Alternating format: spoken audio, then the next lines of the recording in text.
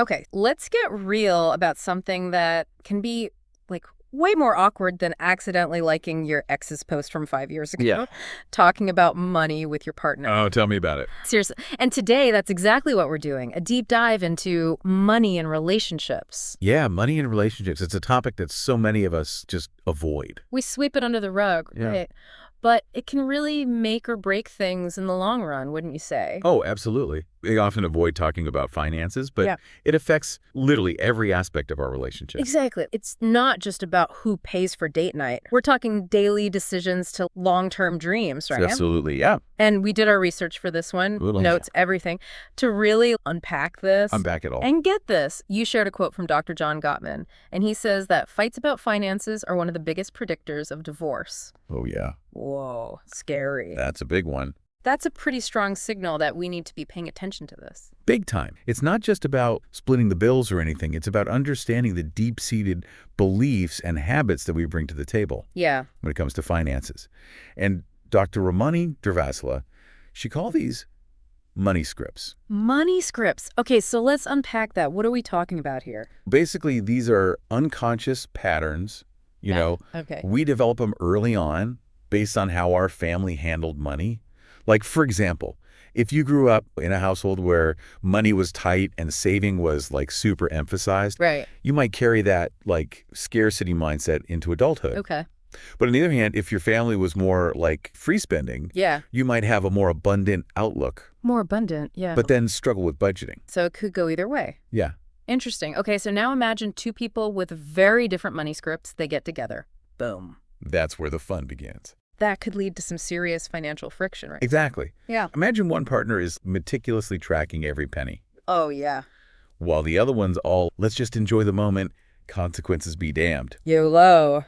Those contrasting approaches, big tension, misunderstandings, it can even lead to feeling like your values aren't being respected. It's more than just the money itself. It's so much more. You're right. It's about feeling seen and understood. Exactly. Yeah. Okay, but before we jump into solutions, is there a way for someone to figure out what their OUN money script might be? Oh, for sure. Think back to your childhood. Okay. How did your family talk about money? Was it a source of stress? Yeah. Was it open conversation? Right. What messages did you absorb about spending, saving, and debt? That's a really good starting point. And I bet once you start thinking about it, those patterns from childhood, they become pretty clear, right? Oh, totally. Yeah. Once you have a grasp on your own money script and how it influences your current relationship, you can start having more constructive conversations. So we've done some soul searching. Maybe we've journaled, we've meditated, we've gone on a retreat, and we realized our money scripts are clashing. Oh, Like clashing like cymbals in a symphony orchestra. Oh. Where do we even begin to address this? A good starting point is open and honest communication, Okay. but not just a one-time, we need to talk about money conversation. Right, not just one big blowout. Exactly, yeah. I'm talking about regular check-ins where you approach the topic with curiosity rather than judgment. Okay, I like that. So it's like having regular money dates. Money dates, exactly. I've heard a lot of financial experts recommend that. Yeah, having those scheduled money dates, it helps avoid those like explosive money arguments Oh, yeah. that pop up when you haven't talked about it in months and suddenly, bam, the credit card bill arrives. Makes total sense. But what exactly do we talk about during these money dates? I'm picturing a romantic candlelit dinner with a spreadsheet as the centerpiece. Huh. Hopefully a bit more enjoyable than that. Okay, good. But seriously, during those conversations, try asking each other open-ended questions. Like what? What are your biggest financial fears? Or what are your short-term and long-term financial goals? So we're getting those dreams and anxieties like out in the open instead of letting them simmer under the surface. Yes, exactly. And that vulnerability that can help build trust and understanding between partners. Okay. Create a safe space to tackle the more challenging aspects of managing money together. All right, so that brings us to the big question, which is, what are some of the most common financial challenges that couples actually face? Ooh, good question. Because let's be real, money can be a major source of stress and conflict in relationships. Oh, absolutely. One of the biggest hurdles is differing spending habits. It's the classic saver versus spender dynamic. The age-old question, are you a treat yourself person or a let's budget for a rainy day person? That's the one. And which one are you? Oh, man. I think I fall somewhere in between. Don't we all? But I definitely have a weakness for like impulsively buying books and fancy coffee. Oh yeah, that's me too. I have a problem. That's a constant battle. I feel that. But okay, how do couples navigate this difference in spending styles without ending up like constantly policing each other? So Dr. Scott Stanley, he suggests a no questions asked allowance for each partner Okay. as a way to balance individual freedom with shared finances. Freedom. Yeah, so each person has a set amount they can spend on whatever they like without having to justify every purchase. Oh, so that addresses the need for a little financial autonomy? Autonomy, exactly. Okay, I like it. But how do you decide on the amount for each person? That could lead to some disagreements too, right? That's true. Yeah. It definitely requires open communication. And what do you think? What are the potential downsides of this no questions asked approach? That's a good question. If one person is a super saver and the other tends to overspend, it could create resentment. Yeah. Resentment? Or even lead to financial instability for the couple. So maybe the key is finding an allowance amount that feels fair and sustainable for both partners. Exactly. It's all about finding that balance. Taking into account their individual income and their overall financial goals as a couple. And that leads us to another common challenge, debt. Oh, yeah, that's a big one. Yeah, it's another common challenge that couples face. For sure. Whether it's student loans or credit card debt or something else entirely. Yeah. It can feel like this huge weight Oh, yeah. on the relationship, especially if one partner is bringing more debt into the relationship than the other. Yeah, debt can be a really tricky subject to navigate. It's loaded with all those emotions, right? Like guilt, shame. Yeah, big time. Sometimes even resentment. It feels like more than just numbers on a page. You know what I mean? Oh, absolutely. It can be really personal. Yeah. But the key here, according to financial therapist Amanda Clayman, is transparency. Okay. Hiding debt or minimizing it only erodes trust, Right. which is like the foundation of any relationship. Especially one where you're sharing finances. Exactly. So honesty is the best policy, Always. even if it's like super uncomfortable. Yes. But what's the best way to approach that conversation? Should we just blurt it out? Hey, honey, remember that romantic getaway we took? Turns out it's still haunting my credit card statement. Maybe not the most tactful approach, Okay. but seriously, it's about starting the conversation with empathy Okay. and willingness to work together Less finger pointing, more like brainstorming solutions. as a team. Teamwork. Exactly. Yeah. Start by getting everything out in the open. Okay. Make a list of all debts, including interest rates, minimum payments, and then create a budget that prioritizes paying down that high interest debt first while still meeting your essential expenses, of course. Okay. There are also strategies like debt consolidation that might be helpful, Yeah, debt consolidation. depending on your situation. So that's where you combine multiple debts into one with a hopefully lower interest rate, right? Exactly. It can really So- simplify things and potentially save you money on interest. Okay. But it is important to shop around, compare offers carefully, make sure it's the right move for your situation. So we're tackling debt together, which feels a lot less daunting than going it alone. Right. But let's zoom out for a sec. What about long-term financial goals? Things like buying a house, starting a family, early retirement. All the big ones. Are those conversations just as crucial? Oh, absolutely. Aligning on long-term goals, it's essential for relationship satisfaction. Yeah. According to research by Dr. Terry Orbuch, Okay. I mean, imagine one partner's dreaming of traveling the world while the other one is laser focused on saving for a down payment on a house. Totally different goals. Totally.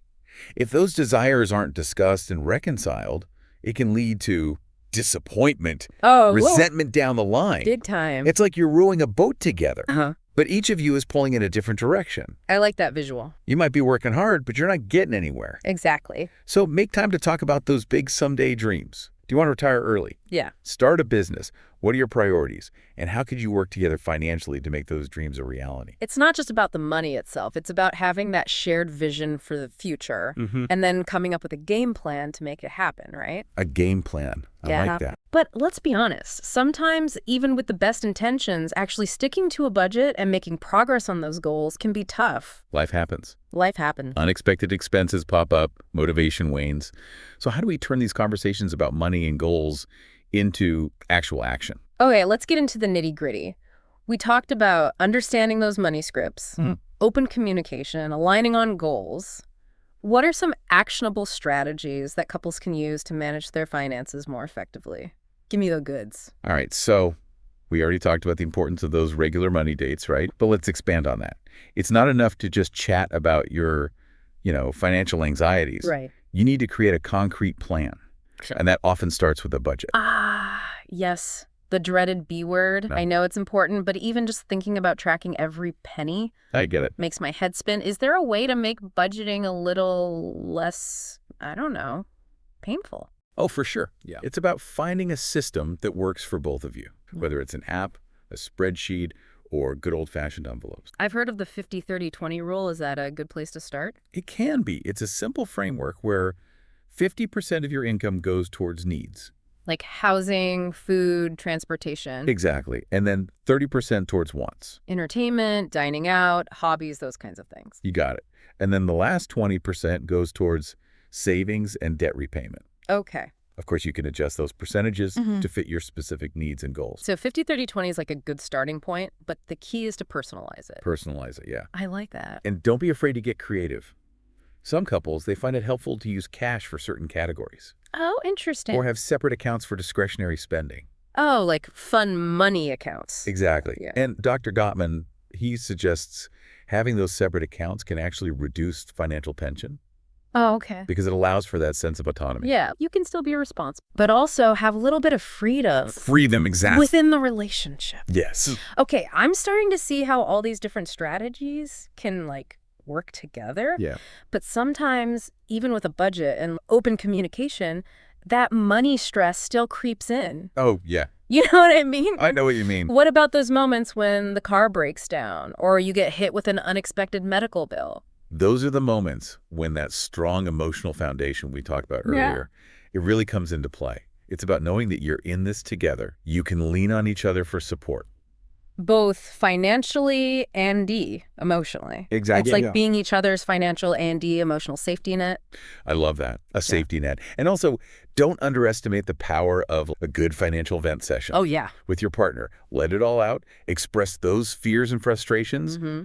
but do it in a way that's constructive and supportive rather than blaming or accusatory. So we're having regular money dates. We've got a budget that works for us.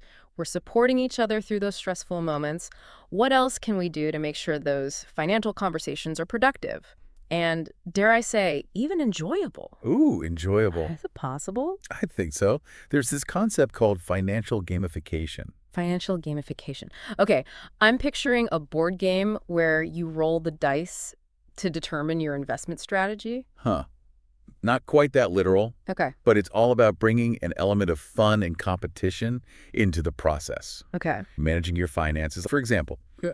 you could turn your debt payoff journey into a debt-slaying game Oh, like that. where you visualize your debt as this monster you're conquering together. Yeah. Or you could create a savings challenge, see who can save the most for a specific goal.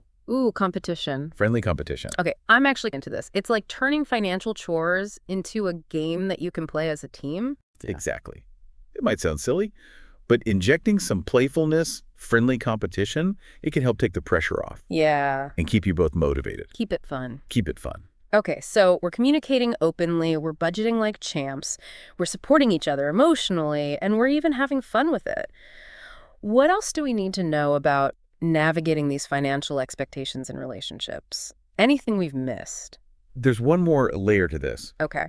and it gets to the heart of why money can be such a touchy subject. We've covered a lot of ground already, from understanding our individual money scripts Mm-hmm. to practical tips for budgeting and tackling debt as a team. Yeah. What's this other layer you mentioned? So it's the connection between our financial decisions and the deeper emotional needs they often represent. Okay. Sometimes it's not even about the money itself. It's Yeah. more about what those financial choices symbolize in the relationship. That's interesting. So you're saying there's often more to it than meets the eye. Way more. When we're talking about spending and saving habits. Oh, yeah. I see what you mean. Think about it.